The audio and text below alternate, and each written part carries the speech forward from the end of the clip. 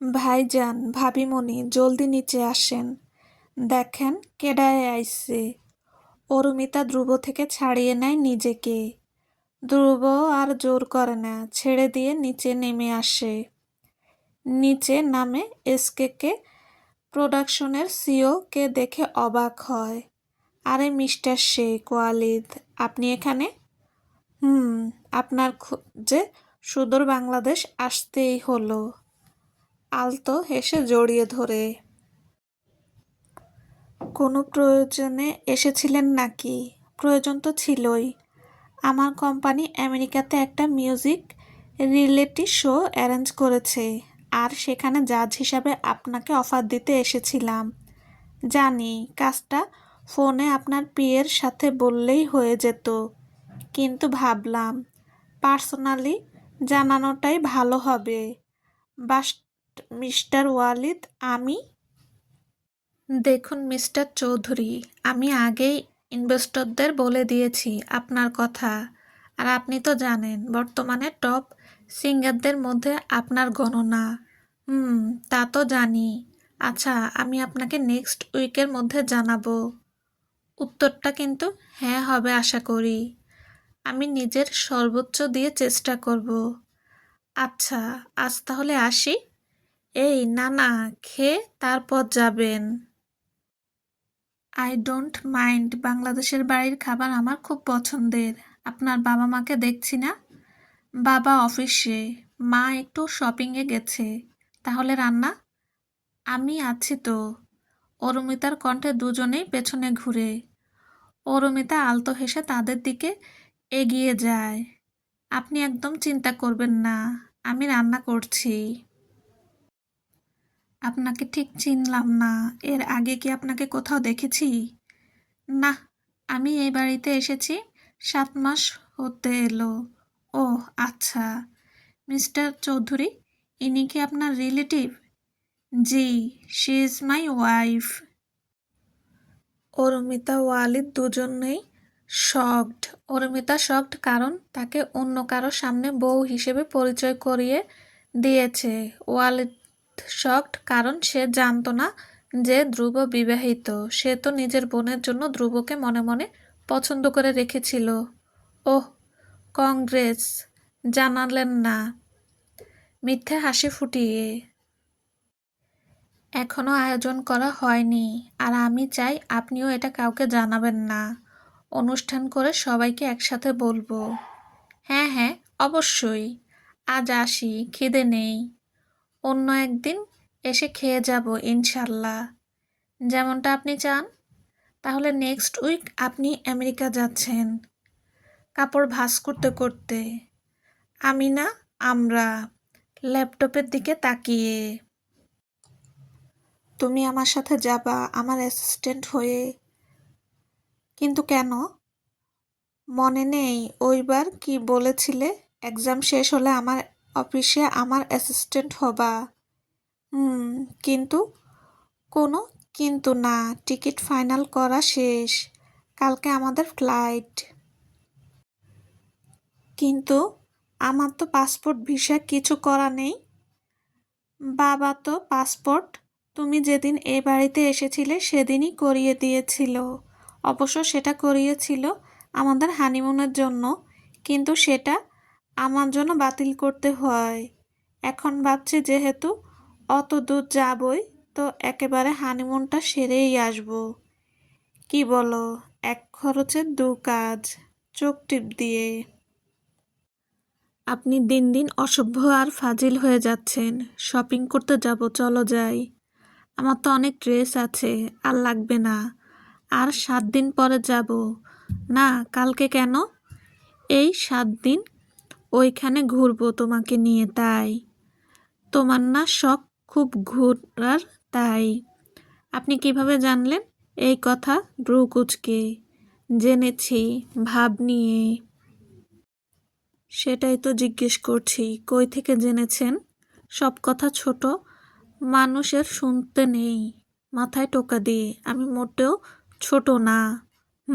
তুমি ছোট না, তুমি মোটরের দানা। আপনি কিন্তু আমাকে অপমান করছেন, গাল ফুলিয়ে। মান আছে নাকি? ভাবার অভিনয় করে। আপনাকে আমি ছাড়বো না, রেগে। প্লিজ আমাকে ছেড়ো না, চোখ টিপ দিয়ে। দুজনে শপিং করে এসে চিটপটাং হয়ে শুয়ে পড়ে, একজন আরেকজনের উপরে হাত তুলে দিয়ে। সকালে উঠে অরুমিতা নিজের মুখখানা ধ্রুবের মুখের এত কাছে দেখে অবাক হয়ে যায়। ধ্রুব সাপের ন্যায় তাকে আষ্টেপৃষ্ঠে জড়িয়ে ধরে শুয়ে আছে। অরুমিতা কি ভেবে কামড় বসিয়ে দেয় ধ্রুবের ঠোঁটে। হঠাৎ আক্রমণে লাফিয়ে ওঠে ধ্রুব, কিছু বুঝতে না পেরে নিজের ঠোঁট চেপে ধরে অরুমিতার দিকে ফ্যালফ্যাল করে তাকায়। অরুমিতা নিজ ঠোঁটে হাসি চেপে রেখে ধ্রুবর দিকে অবাক করার চাহনি নিক্ষেপ করে। কি হলো মাত্র? সেটাই তো, কি হলো মাত্র? আপনি এইভাবে লাফিয়ে উঠলেন কেন? জানি না, মনে হলো কেউ ঠোঁটে কামড় দিল। স্বপ্নের ভেতরে আবার কোন মেয়ে নিয়ে আজে বাজে কাজ করছিলেন? ছি ছি। দিব থাপ্পড়, চোখ ছোট ছোট করে। সত্যি বললে সবার ঘা লাগে। আমি ফ্রেশ হতে গেলাম। অরুমিতা ফ্রেশ হয়ে এসে দেখে ধ্রুব তখনও একইভাবে বসেছিল ভাবনায়। তা দেখে অরুমিতার পেট ফেটে হাসি আসছে। কোনো রকম হাসি কন্ট্রোল করে বলে উঠল, এই যে, ফ্লাইট মিস করতে না চাইলে উঠেন। ধ্রুব ভাবতে ভাবতেই উঠে ওয়াশরুমে চলে গেল। অরুমিতা বিদ্বেষের মাটিতে পা রেখে অবাক হয়ে যায়। অদ্ভুত শিহরণ আর ভালো লাগা কাজ করে তার মন জুড়ে। যে মেয়ে নিজের জেলার বাইরে পা রাখেনি সে আজ বাংলাদেশ থেকে এত এত কিলোমিটার দূরে আর আমেরিকাতে অবস্থান করছে, যা তার কাছে স্বপ্ন ছাড়া অন্য কিছু মনে হচ্ছে না। অরুমিতার এই হাস্যোজ্জ্বল মুখ দেখে ধ্রুব হাসে। এই জন্যই সে তাকে 7 দিন আগেই নিয়ে এসেছে, যাতে সে অরুমিতাকে টাইম দিতে পারে, কারণ একবার শ্যুট শুরু হলে এটা আর সম্ভব হতো না। আর এমনই আসতে বললেও সে আসতো না, তাই টাকার কথা আর অ্যাসিস্ট্যান্টের কথা মনে করিয়ে দিতে হলো। ভাগ্য ভালো অরুমিতা নেগেটিভ ভাবে নিয়ে মন খারাপ করেনি, না হলে সব প্ল্যান ভেস্তে যেত তার। দুজনে উঠে আমেরিকার বিলাস বহুল হোটেলে। 1 সপ্তাহ পরেই তারা উঠবে অফিসিয়াল হোটেলে। রুম পছন্দ হয়েছে? অরুমিতা মাথা নাড়ায়। ধ্রুব হাসে। আজ আর ঘুরবো না, কালকে ঘুরবো। এখন খেয়ে দে ঘুমাও। আচ্ছা। আয়নায় নিজের সৌন্দর্য নিজেই বর্ণনা করতে ব্যস্ত ইরা। তার এই বর্ণনার মাঝেই তাকে পেছন থেকে জড়িয়ে ধরে তার husband Aditya Mirza. Famous director Aditya Mirza. নিজের স্বামীর হঠাৎ ছোঁয়ায় বিরক্ত বোধ করে সে। নিজেকে তার থেকে ছাড়িয়ে নিয়ে চলে যেতে নিলেই তার ফোন বেজে ওঠে। হ্যালো? হ্যালো ম্যাম, আমি আরিশ। হ্যাঁ বলো।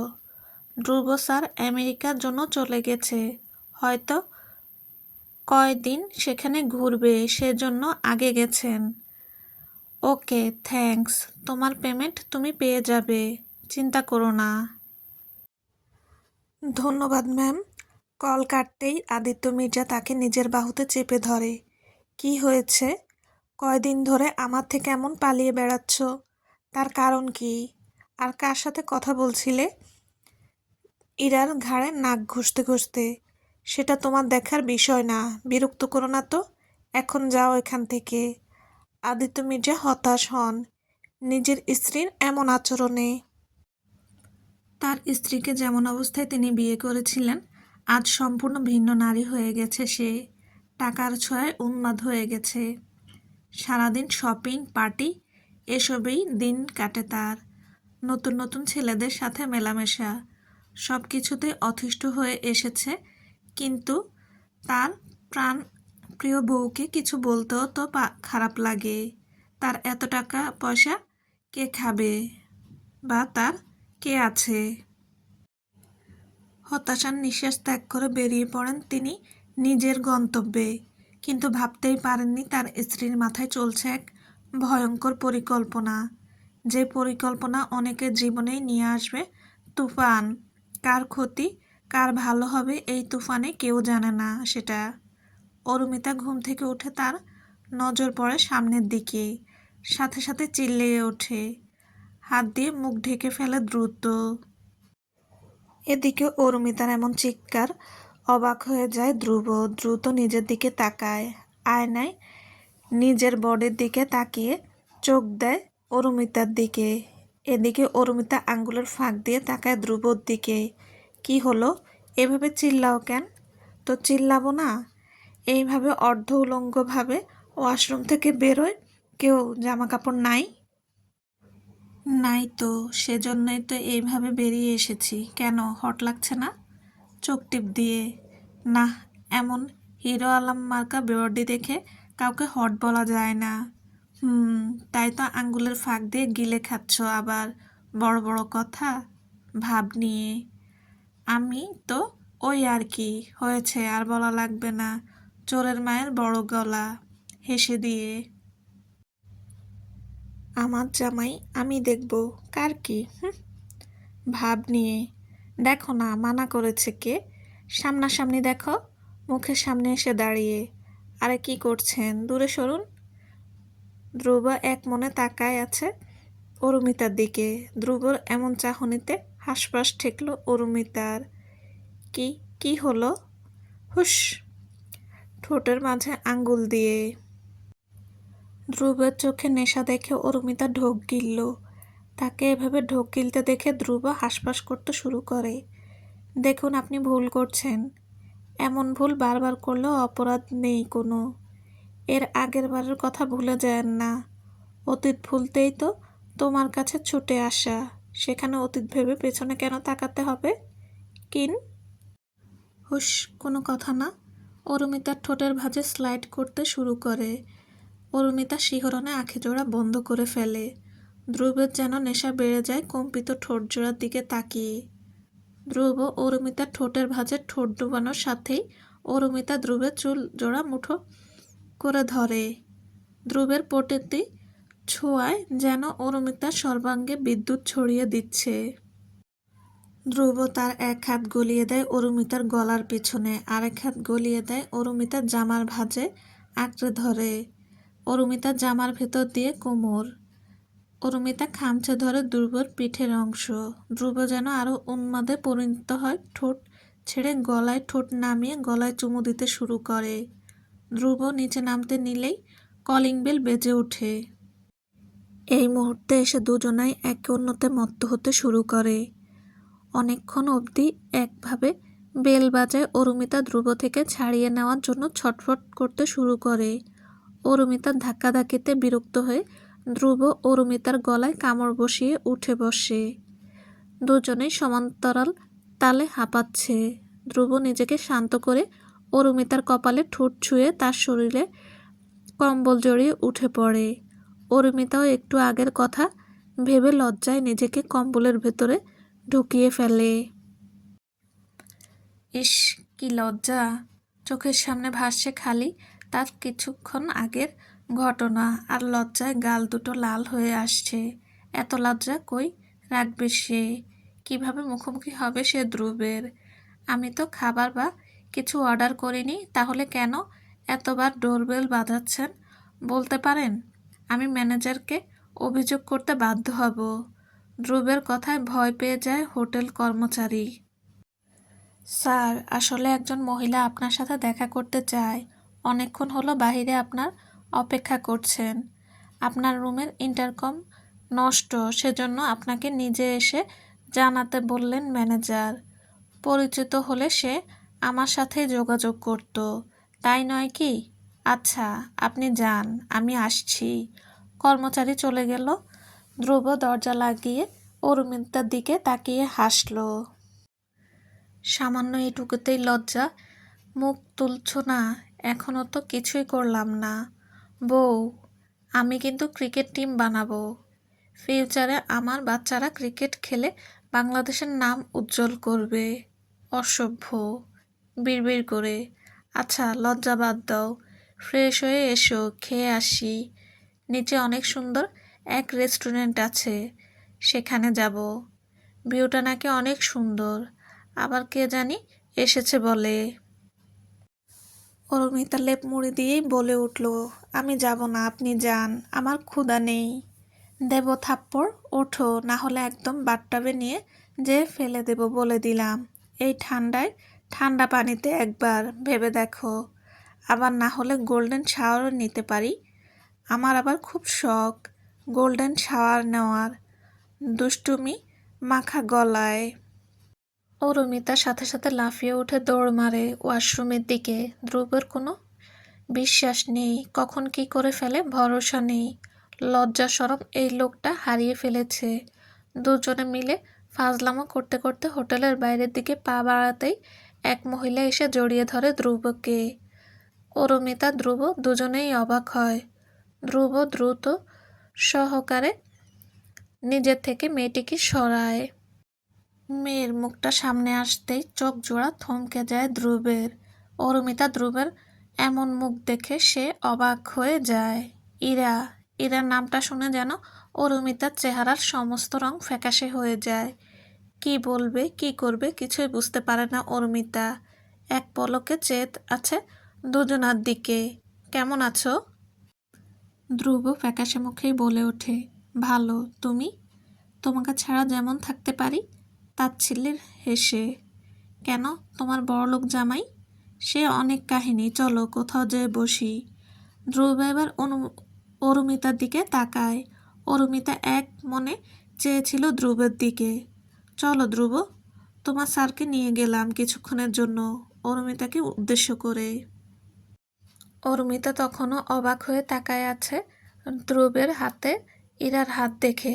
তার কানে এখনো অবধি প্রবেশ করেনি ইরার বলা স্যার শব্দটার দিকে। ধ্রুব অরুমিতার দৃষ্টি বুঝে তাই হাত ছাড়িয়ে নেয়।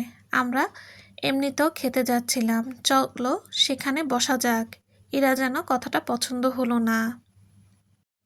অরুমিতাকে সেখানে দাঁড়ায় থাকতে দেখে ধ্রুব নিজেই অরুমিতার হাত নিজের হাতে পুরে হাঁটা ধরল। আর সেটাই যেন যথেষ্ট ছিল ইরাকে রাগাতে। রেস্টুরেন্টে পৌঁছাতে ইরা ধ্রুবের বাহু জড়িয়ে ধরে বলে, চলো ওখানে বসি, আর একেও কোথাও বসাও, আমাদের কথায় আনকমফোর্টেবল ফিল করতে পারে।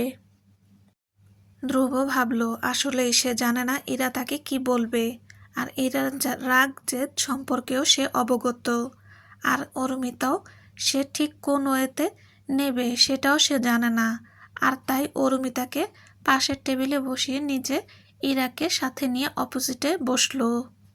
ইরা ধ্রুবের দিকে খানিকটা চেয়ার সরায় নিতেই যেন অরুমিতার বুকটা মোচড় দিয়ে উঠল।